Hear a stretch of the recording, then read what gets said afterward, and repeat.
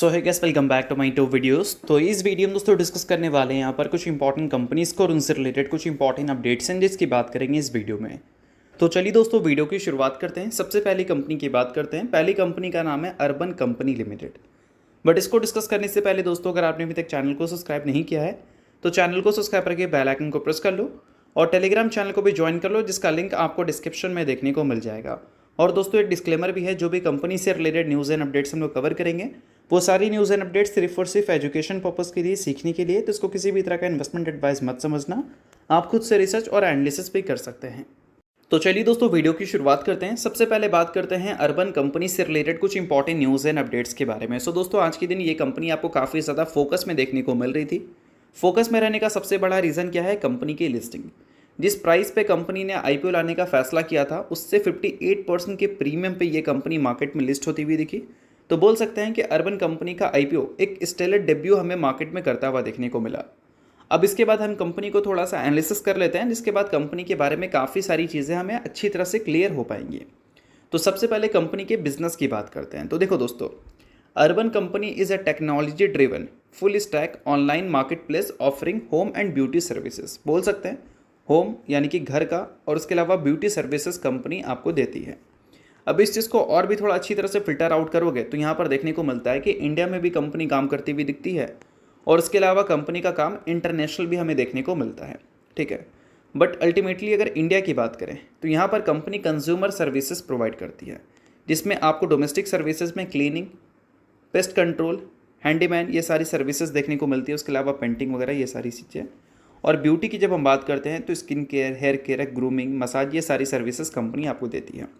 अगर हम बात करें इंडिया के कंज्यूमर बिजनेस से कंपनी के आने वाले रेवेन्यू के बारे में तो 2025 के फाइनेंशियल ईयर में कंपनी ने जो टोटल रेवेन्यू दिखाया उसका 77% इंडिया के कंज्यूमर बिजनेस से कंपनी ने जनरेट किया।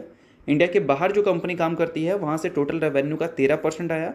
नेटिव ब्रांड प्रोडक्ट से कंपनी 10% रेवेन्यू जनरेट की टोटल फाइनेंशियल ईयर के रेवेन्यू को अगर हम कंपेयर करें तो। सो अब दोस्तों वीडियो में आगे बढ़ने से पहले बात कर लेते हैं एक सेबी रजिस्टर्ड टेलीग्राम चैनल के बारे में, जो कि अपने ही टीम मेंबर का है और उसको अगर आपने अभी तक ज्वाइन नहीं किया है तो आप उसको ज्वाइन कर सकते हैं। अब देखो, ज्वाइन करने का सबसे बड़ा बेनिफिट क्या है कि काफ़ी सारी कंपनी के जो चार्ट्स होते हैं उसको अच्छी तरह से एनालिसिस कर कर आपको यहाँ पर अपडेटेड देखने को मिलता है। और सेबी रजिस्टर्ड टेलीग्राम चैनल है तो सेबी रजिस्टर्ड रिसर्च एनालिस्ट के द्वारा अच्छी तरह से प्रॉपर एनालिसिस करके ही ये सारी डिटेल्स आपको देखने को मिलती हैं। तो लिंक आपको डिस्क्रिप्शन में दिख जाएगा, लिंक के थ्रू जाकर चैनल को ज्वाइन कर लो।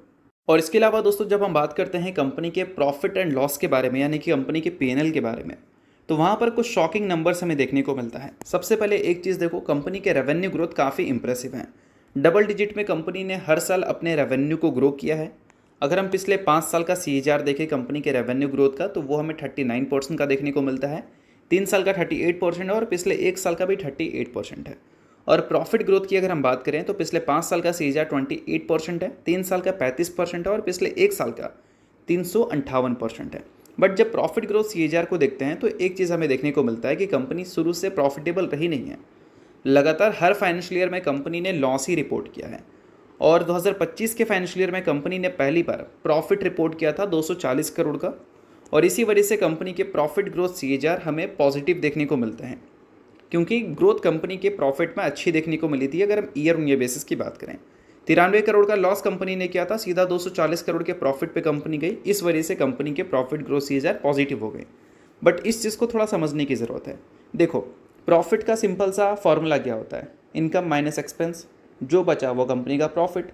उसके बाद आपको नेट प्रॉफिट भी देखने को मिलता है, जिसमें काफ़ी सारे टैक्स डिप्रिसिएशन हमें देखने को मिलते हैं और वो सारी चीज़ों के बाद हमें नेट प्रॉफिट मिलता है। बट इस चीज़ को अच्छी तरह से कंपनी के पीएनएल में जब हम देखें तो हमें एक चीज़ देखने को मिलता है कि कंपनी का जो रेवेन्यू था वो 1144 करोड़ था। कंपनी का जो एक्सपेंस था 2025 के फाइनेंशियल ईयर में वो 1184 करोड़ था। इनकम माइनस एक्सपेंस, कंपनी का प्रॉफिट।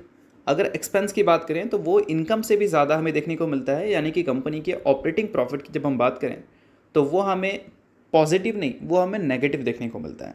और किसी भी कंपनी का जो नेट प्रॉफिट है वो ऑपरेटिंग प्रॉफिट से हमें कम देखने को मिलता है अगर कंपनी को टैक्स डिप्रिसिएशन नहीं मिलती है तो।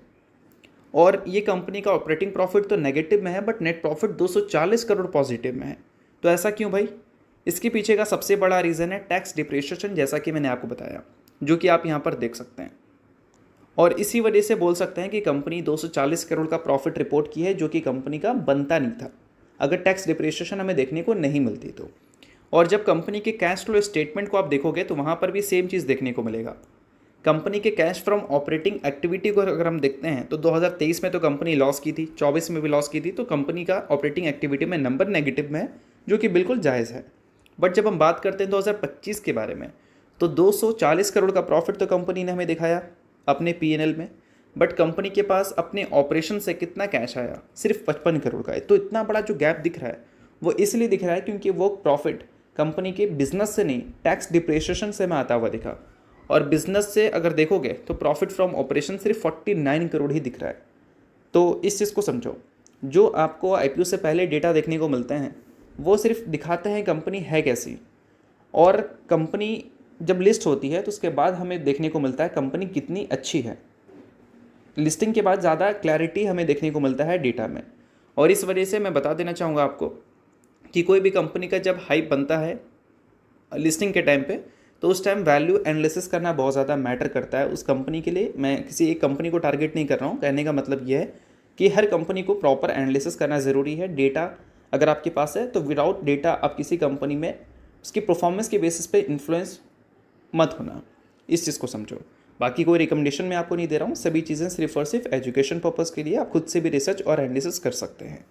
तो चलिए इसके अलावा बात करते हैं अगली कंपनी के बारे में, जिसका नाम है दोस्तों डिक्सन टेक्नोलॉजीज़ लिमिटेड। अब दोस्तों डिक्सन टेक्नोलॉजीज़ के मैनेजमेंट की तरफ से एक कमेंट्री हमें आता हुआ देखने को मिला है जो कंपनी के बिजनेस से रिलेटेड है। कमेंट्री में ये मेंशन किया गया है कि डिक्सन टेक्नोलॉजी अगले 3 सालों में जो रेवेन्यू रिपोर्ट करेगी वो लगभग करंट टाइम से 2.5 गुना होगा, यानी कि 2.5x। अगर कंपनी का रेवेन्यू अभी 100 करोड़ का आ रहा है तो अगले 3 सालों में वो नंबर 250 करोड़ तक चला जाएगा। ये कौन बोल रहा है? डिक्सन टेक्नोलॉजी के मैनेजमेंट, जो कि बोल सकते हैं अतुल लाल है, एमडी और कंपनी के सीईओ भी हैं। अब ऐसे कमेंट्री के पीछे का सबसे बड़ा रीज़न क्या उन्होंने दिया है भाई?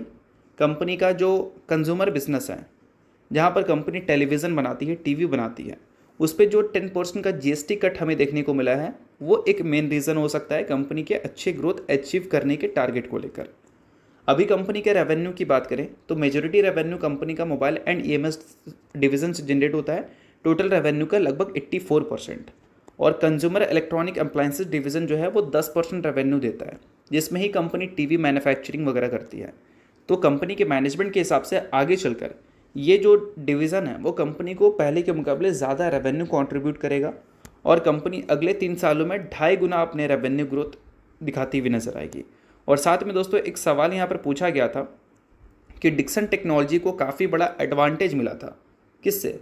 5 पीएलआई स्कीम से। बट जब कंपनी को पहला पीएलआई स्कीम मिला था उसकी एंडिंग हमें देखने को मिलने वाली है मार्च 2024 में।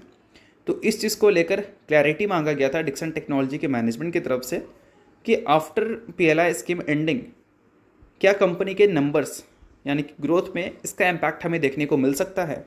तो यहाँ पर उनके मैनेजमेंट की तरफ से ये देखने को मिला, या बोल सकते हैं मैनेजमेंट ने ये बोला है कि वो पूरी तरह से कॉन्फिडेंट है पीएलआई स्कीम के बाद भी एक अच्छी ग्रोथ रिपोर्ट करने को लेकर, क्योंकि कंपनी के करंट ऑर्डर बुक की बात करें तो वो काफ़ी ज़्यादा बड़ा है इस वजह से।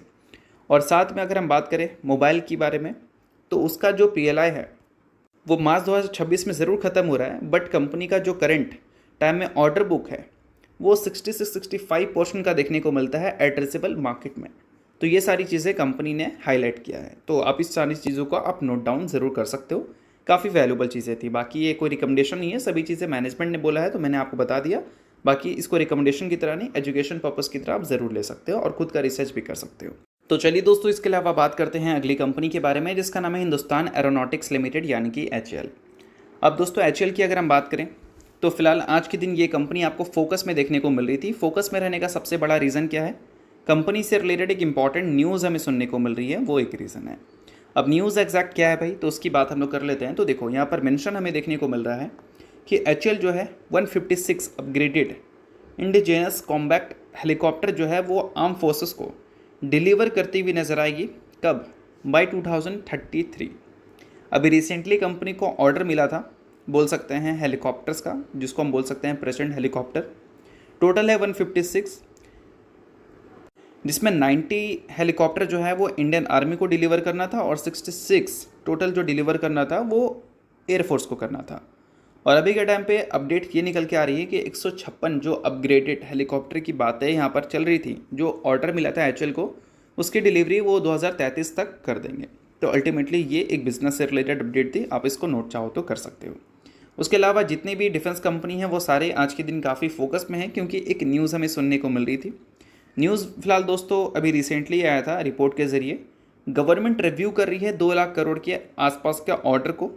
रिव्यू 2 लाख करोड़ के ऑर्डर का जो कर रही है वो इंडियन एयरफोर्स के लिए कर रही है, क्योंकि उन्होंने एक प्रपोजल रखा था जेट डील का, और वो प्रपोजल अप्रूव हो जाता है तो गवर्नमेंट इतना बड़ा ऑर्डर रिलीज़ कर सकती है, जिस वजह से बोल सकते हैं कि हमारी जो डिफेंस कंपनीज़ हैं वो काफ़ी अच्छी परफॉर्मेंस भी देती हुई नज़र आ रही थी। क्योंकि सबसे इंटरेस्टिंग बात यहाँ पर यह है कि जो हमें ऑर्डर्स देखने को मिल रहे थे, इसमें से जो 60% कॉम्पोनेंट्स हैं, लाइक 2 लाख करोड़ के आसपास का जो ऑर्डर है राफेल फाइटर जेट का, 114 राफेल फाइटर जेट का ऑर्डर रिलीज़ गवर्नमेंट कर सकती है। इसमें से 60% से भी ज़्यादा का जो कंपोनेंट्स हैं वो डोमेस्टिकली मैन्युफैक्चरिंग होगी, यानी कि जो डोमेस्टिक कंपनीज़ हैं उनको मिल सकता है काम। और इस वजह से जितने भी डिफेंस कंपनी हैं वो सारी खुश थी। इस वजह से ये एक बड़ी न्यूज़ बन गई थी, और इसी वजह से जब से ये न्यूज़ आई है तब से डिफेंस कंपनी में थोड़ी सी खुशी वाली माहौल आपको देखने को मिल रही है।